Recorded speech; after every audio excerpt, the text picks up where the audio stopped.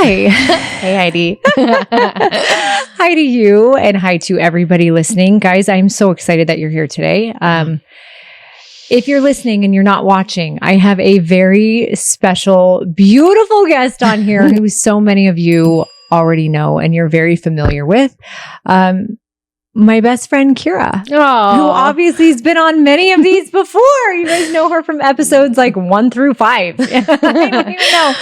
It's been a while. Yeah, it's been a long time since we've actually sat here. And when I say a long time, let's think about this. What month did we actually record last in? I feel like it was August. It must have been August. So it's been 6-7 months. Wow. And it is a lifetime, like 6 or 7 months for us because we move so quickly. We evolve so fast. Yeah. It is as if, and I'm just speaking for myself, we just spent 2.5 hours talking to each other. So just so you guys know, prior to hitting record, it was 2.5 hours of tears and breakdowns and breakthroughs and all of the things like sharing victories. And it's obviously we've talked in between. We talk a lot. But we have not been on the same couch where we can have a conversation like this. And it's as if there are two different people sitting here. The truth. Than in August. The truth. Yes. And what's awesome about us is we understand that in 6 more months, we sit on this couch again, there will be two drastically different people sitting here. Talking. The people who have moved through, the space you were in 6 or 7 months ago. Oh my gosh, I know. Was so different than the space I was in 6 or 7 months ago. Yeah. And sometimes, it's like sometimes we catch each other at a high in life and others we catch each other at like a breakdown or a low. And what I love and appreciate about you and me and our relationship so much is that we can hold space for and love and appreciate whoever shows up. Like I feel so accepted, wholly accepted for all of who I am with you. Same. And you know why? It's because we both know who we really are.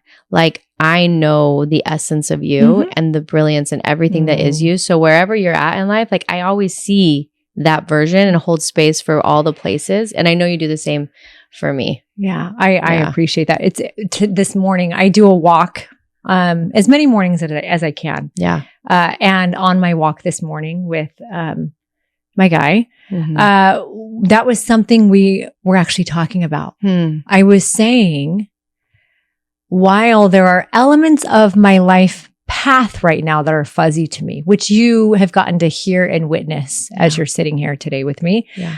I am so wholly sure and aware of who I am. Yeah.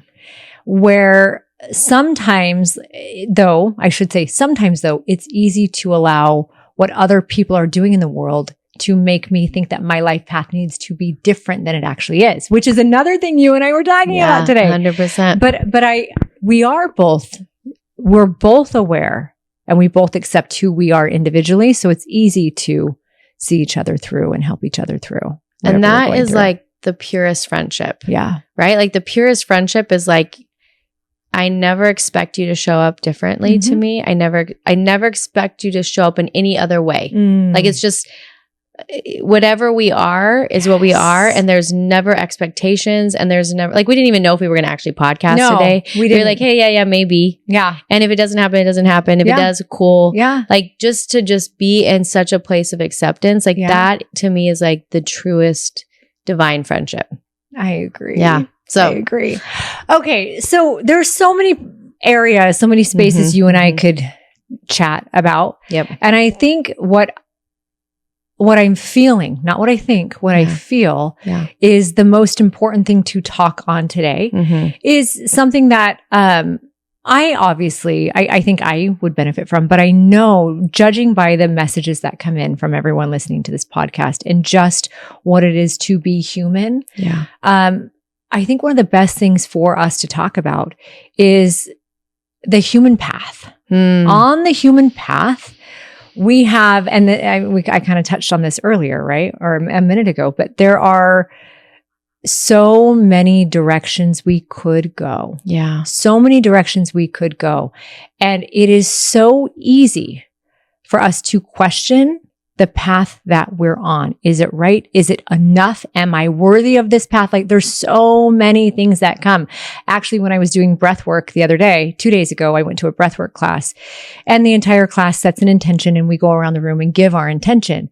And my intention that day, because I obviously, I've been dealing with some question marks with health. So my intention for that breathwork class, it was strength and healing.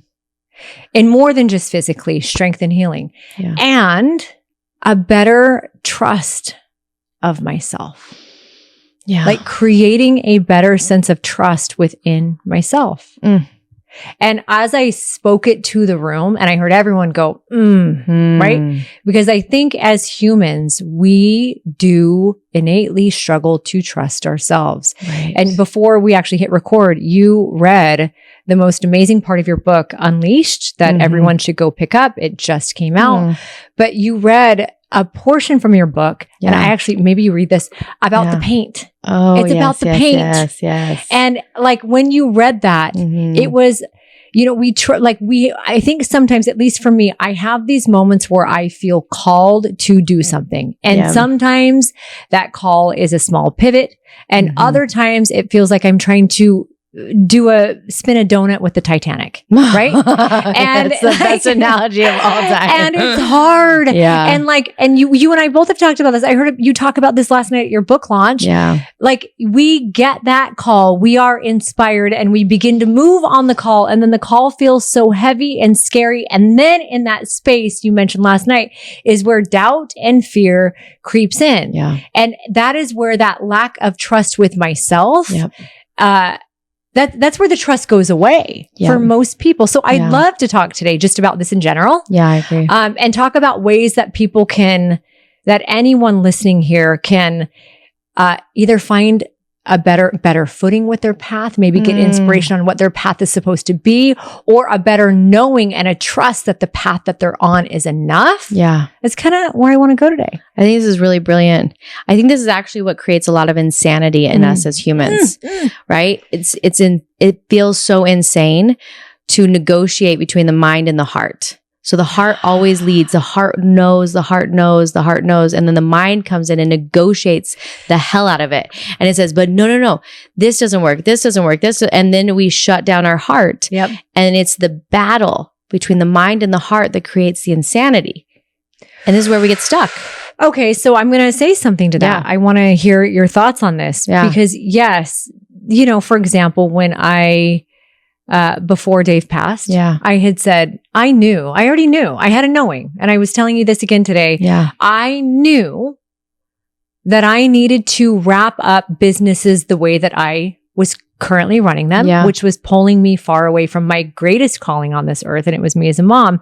I knew that needed to shift, right? And I knew my focus needed to go inside of the home, right? Yep. And then over time, well, I guess when Dave did pass, that was because I questioned it a lot on and off. And that's, I think, what caused my anxiety attacks. We've talked about this. Yes. The insanity, because I knew and I didn't listen. And I knew and I didn't listen. And it wasn't that I didn't listen because I didn't want to, but I was scared. I was so fearful of moving away from what fed my bank account, what fed my ego, what fed my sense of identity, my my elusive sense of identity that had been created on this planet. Right. And I was scared of getting away from that and actually being with the real whole me. And that moment in February, which was really traumatic, actually did have me go, okay, this is it. And I'm moving toward it. And I did, right? Yeah. However, so that's my heart. But what happens with my brain is it then goes, well, Heidi, you've made so many missteps in your life before.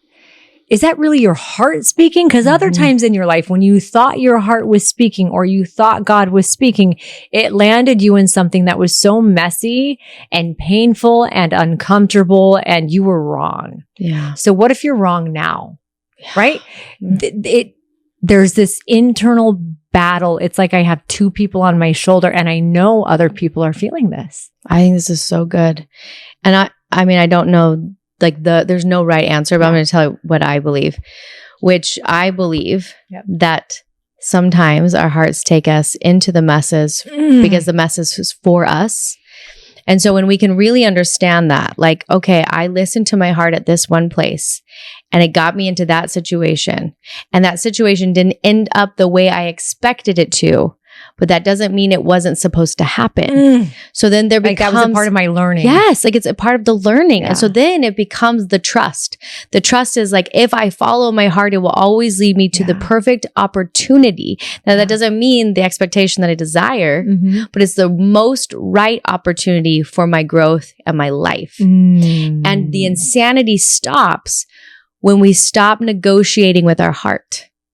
I love, and we just listen. We listen. Yes. You mentioned last night at your book signing, I listened to everything you said. I always do. But I loved the posters that you said you have on your wall. Yeah.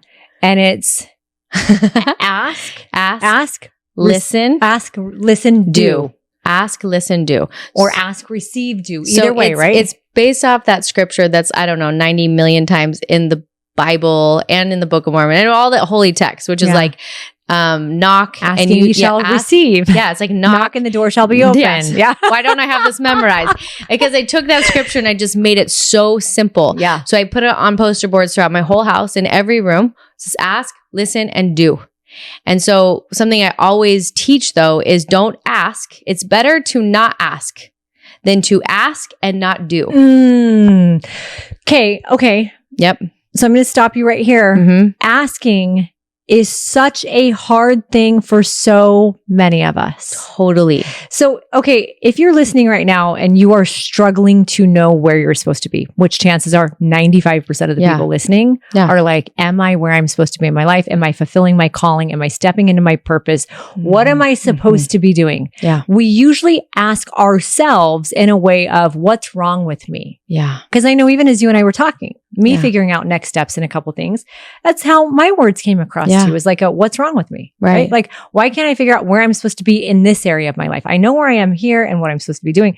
I don't know what I'm supposed to be doing here. Yeah. Right. So now we're going into something that you just said, and you said so much last night, again, at the book launch, was like talking about how the ask should be. Can you mention to everyone listening?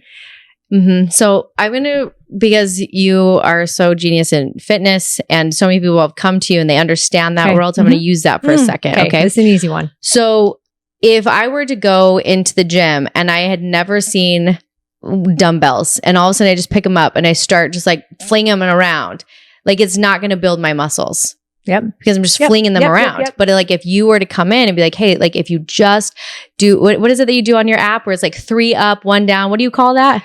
Tempo training. Yeah, I watch her app. I'm in her app. Yes. Yes. So the Show Up app, right? Showupfit.app. Yes. I highly endorse that.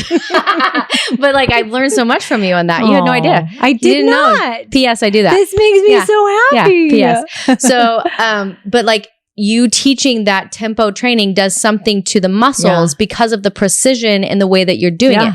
Someone just flinging around the dumbbell is not going to get results. Yeah. So it's the same thing with asking. It's actually a muscle that we're doing where we're building this muscle of asking. And so the precision of our ask is what magnifies, it magnets, pulls down the precision of the result. Okay. So that means that when we're very vague in our asking, let's say when I'm saying asking, I'm saying pray. I'm asking, it's like meditation where you're going to go into stillness and you're going to ask for something. Yeah. Now, a lot of the times we ask like, God, please help me to make more money, or please help me to find love, or it's so damn vague. Yeah. It's so vague that the results are going to suck. So, okay, I love this. Now, do you need to have your vision before the ask? No. Or can you also use an ask to help you create your vision of what's next? Always use the ask to receive the vision. Okay, ask to receive the vision. That's always first step. What's next? It's always first step. Can you give me an example of how you would ask? Yeah. Simple. Let me tell you here.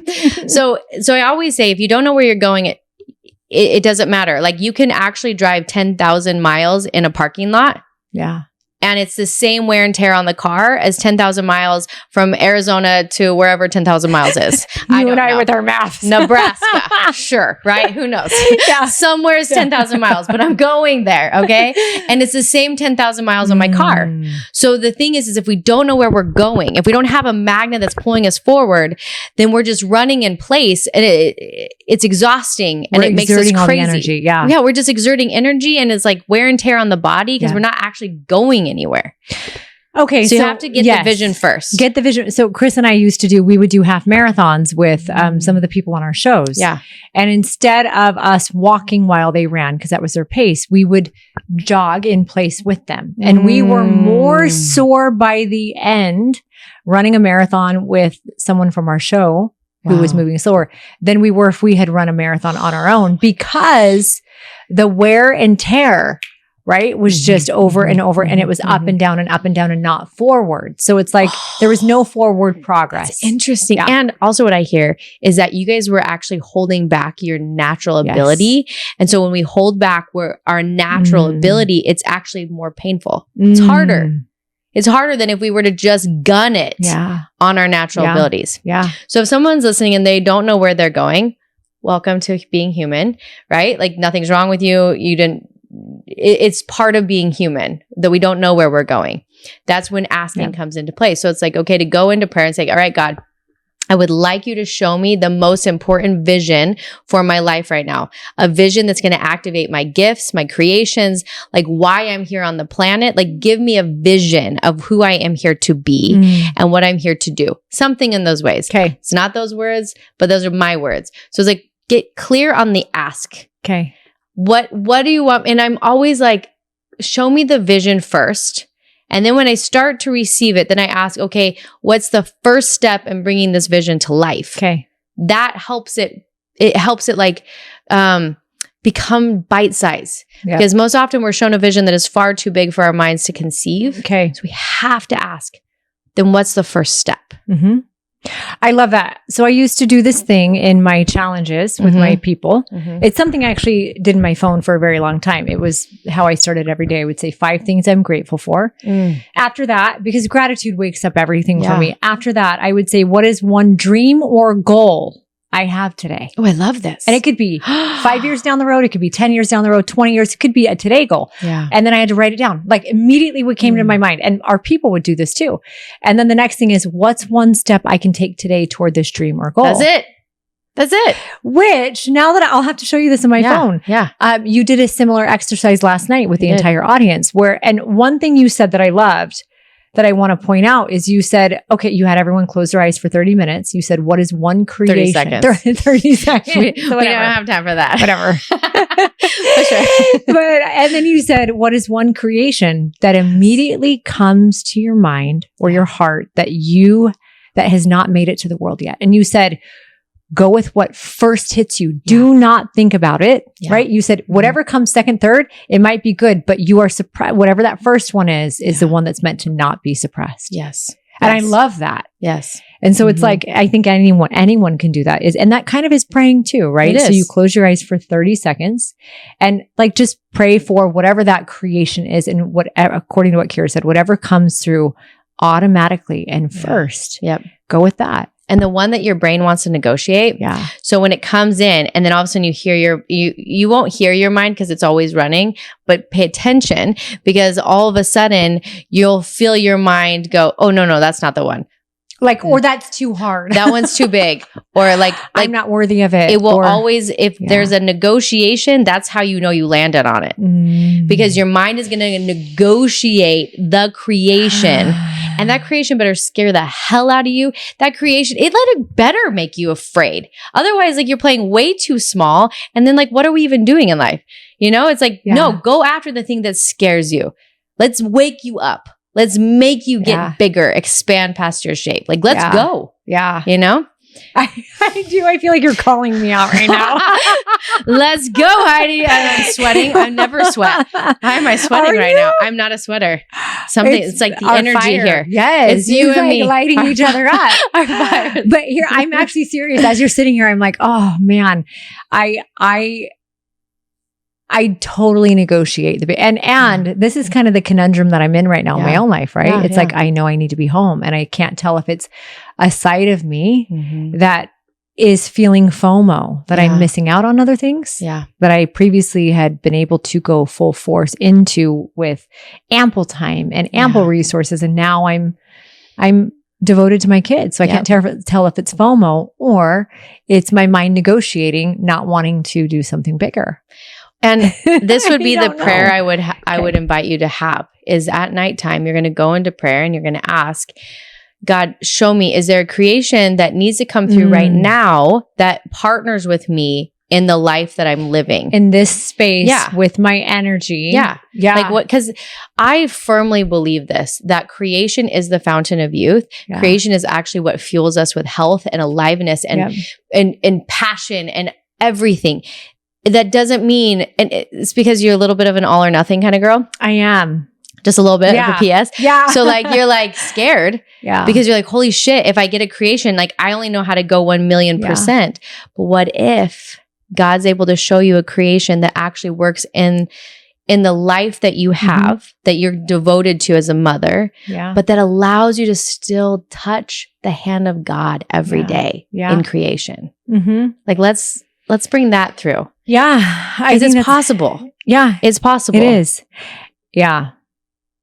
And you don't know, like creations to you feel really big. That's the thing. That's the piece that I want to clear out. And this is where and maybe everyone listen. I'm gonna invite a new angle into this too. Yeah. That is, I think sometimes we believe, and I'm gonna say me, we believe that creation is something new and it's big and it's outside of what already is. Yeah. Okay. I think that's how I'm wired and how I'm programmed. And that wiring and programming is also what can have me feeling not enough, not successful enough, not all of the unworthy, not enough feelings. Yeah. However, there's an element of Heidi today. Yeah. That is more grounded and rooted and wiser, even in relationship, right? We had the whole conversation about relationship before, and that realizes that sometimes what best is not out creating more messes, and best is actually here in creating inside of what is. Yeah. And I have to remember that I still have a wonderful app that could use more creation. Yeah.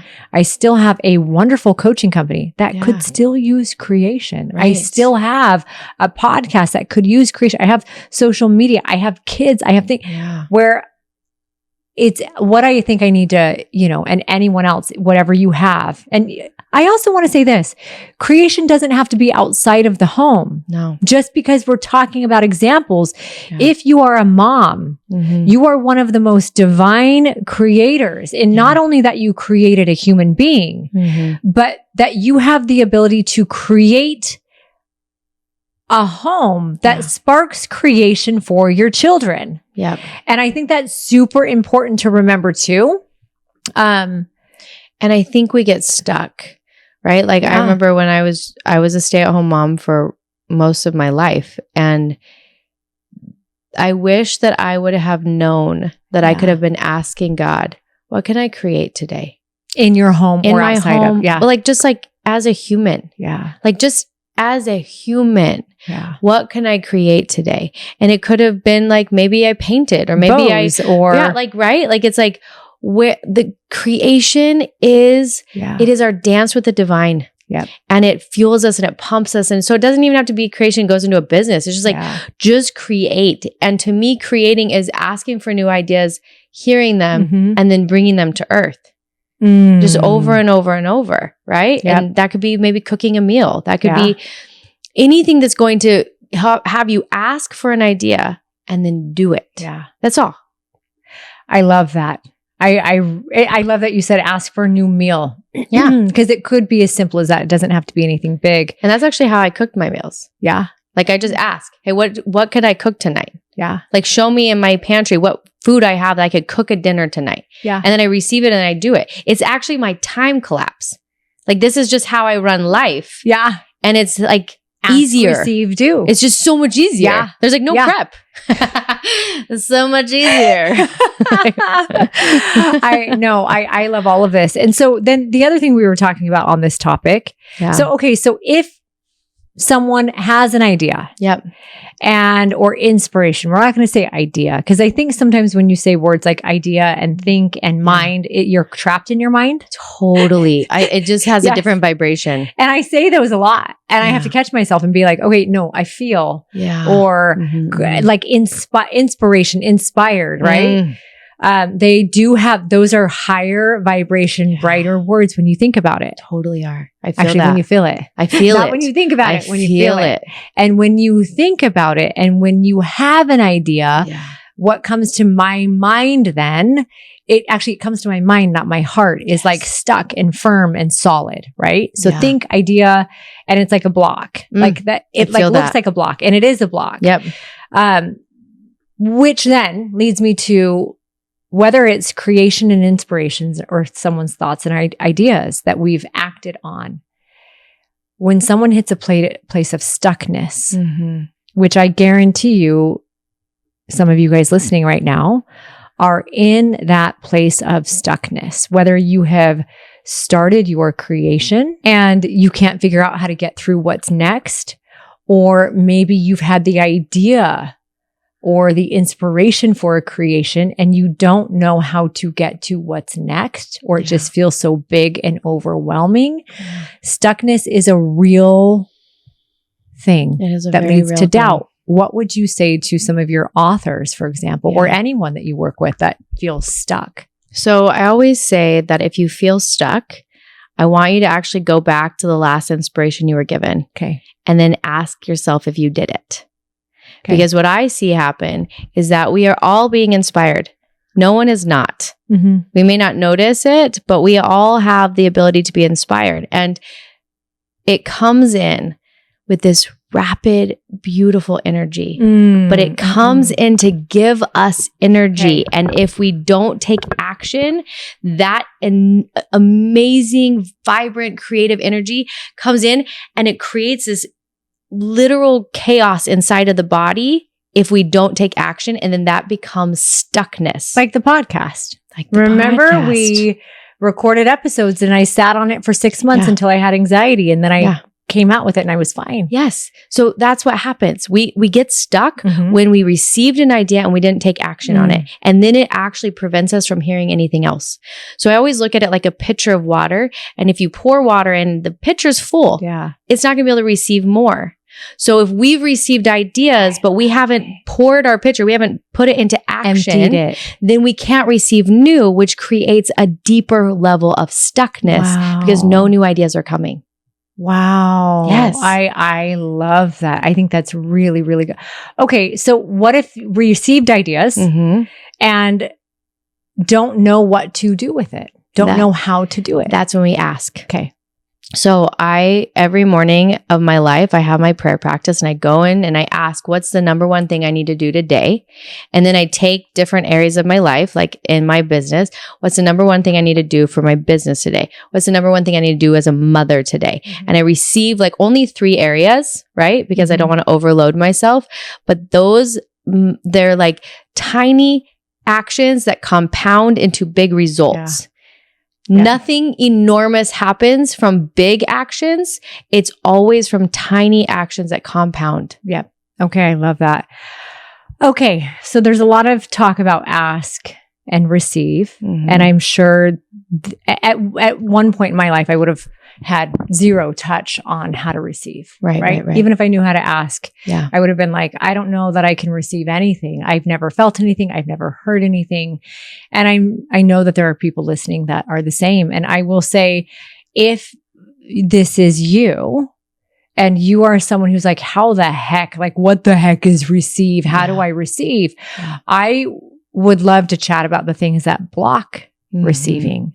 I can only speak for me personally.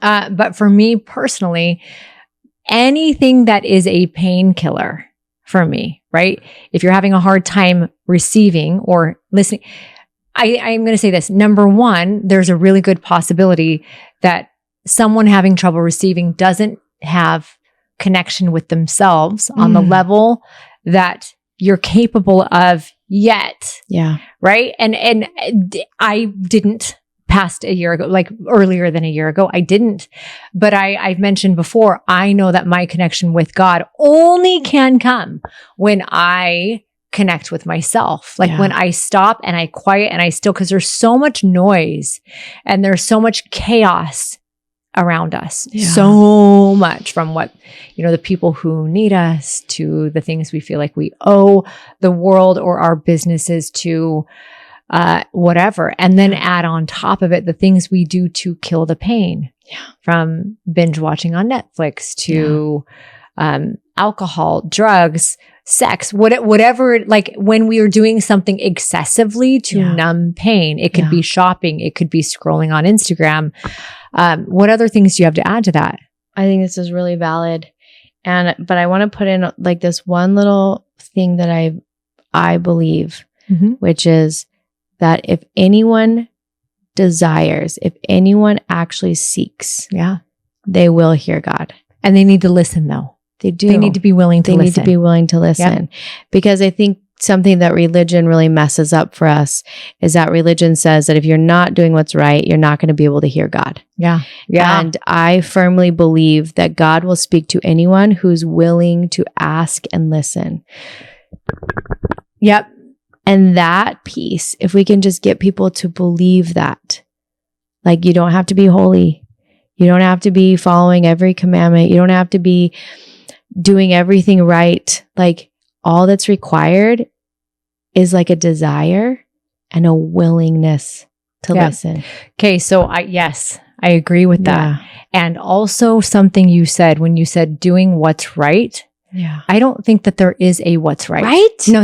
There's not. There's not.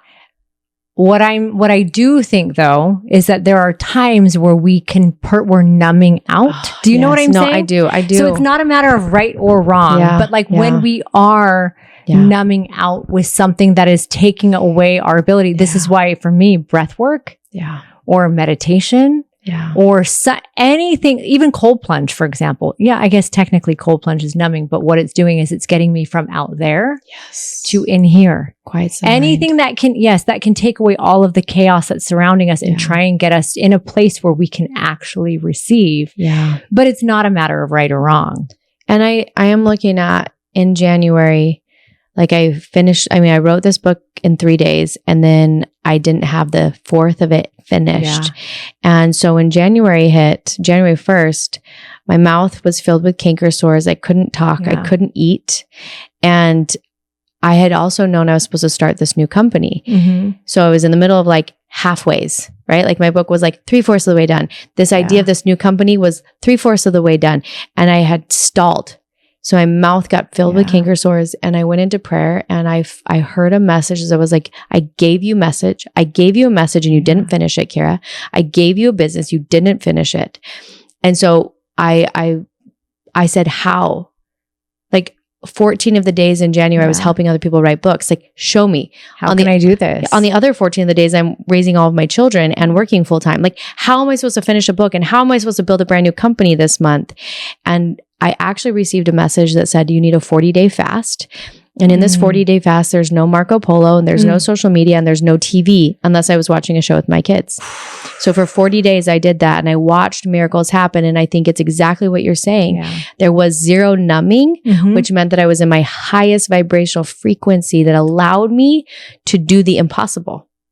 I love that. Yeah. And I think the biggest thing about social media or TV for me is that it takes me off of what I have and puts me into what I have not, right?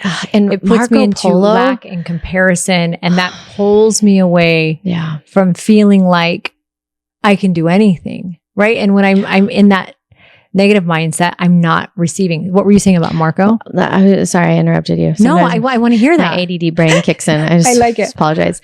But I've noticed that I was Marco Poloing a few people and it was taking up all these pockets of my time. And I thought, well, I need connection with humans. So this is good. But I realized and this is so embarrassing to say, but like they were out, like these women were out, they're all divorced and they were all out dating and having wild sex and all these things. And I was like, I haven't had a man hit me up like in like months. No one's texting me. No one's reaching out. And then I would be listening to these messages and being like, what's wrong with me? Yeah. Also, like, I knew it's not my time. Yeah. Like I know right now is not my time to date, but the comparison was so loud that it was distracting me over and over and over and over. And that's what I think what it is anything that's going to distract us from what we are here to do, it's actually just creating more chaos inside of us. What I'm hearing you say is anything that's going to make you question if you are on the path you're supposed to be on. Oh, say it again, say it again, say it again. Like, what I'm hearing you say is if anything is making you question if you are on the path you're supposed to be on. So you knew you were on the right path. And when you would listen to a Marco Polo from a friend who was not doing anything wrong, they were just living their best life. It was making you question, am I doing what I'm supposed to be doing? Keira, this just cracked the code Heidi, to my issues too. I know, you just did it. You did it, Heidi. It's that FOMO thing I was talking about for me too. My gosh, you just did it. That's what the noise, that is the noise you need to block out. If you know the path you're supposed to be on, let go of, not forever, but maybe let go of for a time, any of the noise that makes you question if you are on the right path. Damn, you just got it. That was the thing. We needed that. You needed that. I needed this so bad. And you know what I'm hearing right now is like if I'm on a hiking trail up through mountains of Arizona, I'm on that hiking trail. I'm not going to be on the trail in Alaska at the same time. I can go to Alaska, but whatever trail you're on, you're on. In one of my podcasts the other day, I just mentioned this, the one that might come out the week before this, but the Appalachian hikers have a phrase, an acronym, HYOH, that's all over the trail, like plastered all over the trails. And it means hike your own hike. And basically it's an invitation to honor your hike for what it is and to honor others for what theirs is and to not judge, try to pull them a different way. Some campers, some hikers sleep in tents, some sleep in a cot, some do this, some go over, quick, some go slow. HYOH. So this is a hike your own hike. Yeah. Right? Yeah. And if needed, if you need to put the blinders on and stay in your own damn lane, do it. There's no shame in that. Right.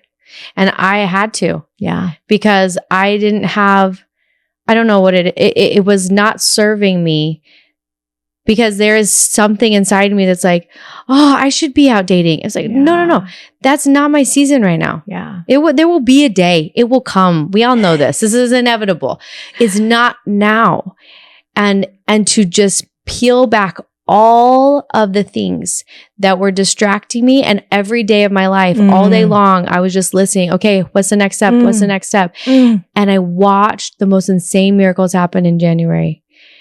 And I know it's because of exactly what you just said.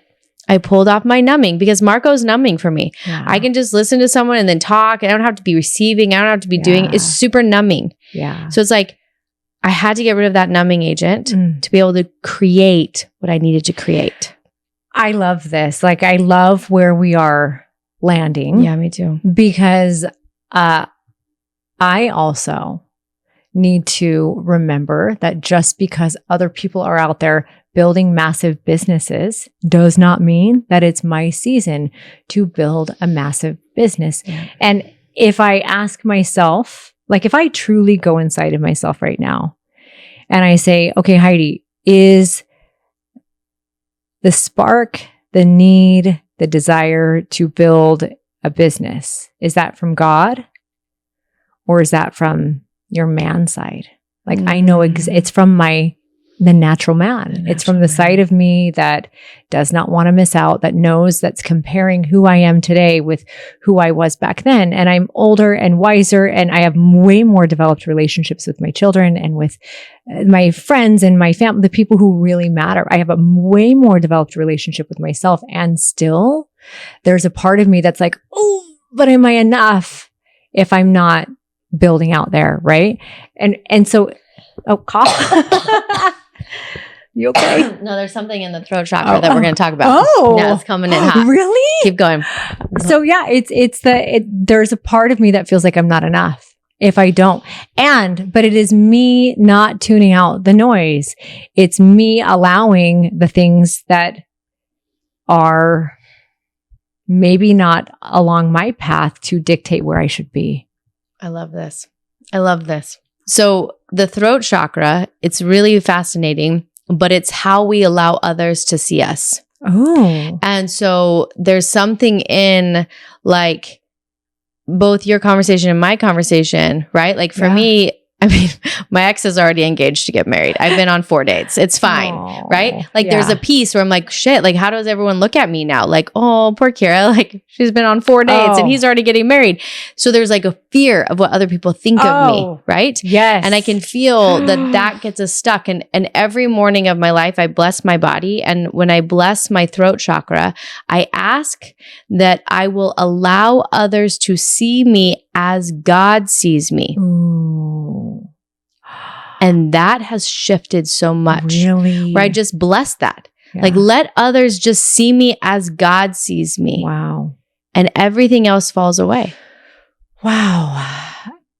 And you know what is probably real is that everyone else already sees you as God sees you, but you don't see them seeing you that way. Yeah. Right? Yeah. Like, because I know how people have always seen you. Like, I see it. I see you're a light and a magnet and all of the great things. And I think maybe there's a part of me that is like, who are they going to think I am if I'm not a hustler? Like, they knew me as someone who was balancing 10 plates and raising kids and doing all of these things. And now I've only got 3 plates, you know? Yeah. And maybe that reminder every day of please bless that they will see me as God sees me will just be the reminder that they're already seeing me that way. Yeah. Right. And I am that way. Maybe I need to bless that I see me as God sees me. So when you get to the sacral chakra, that's the blessing.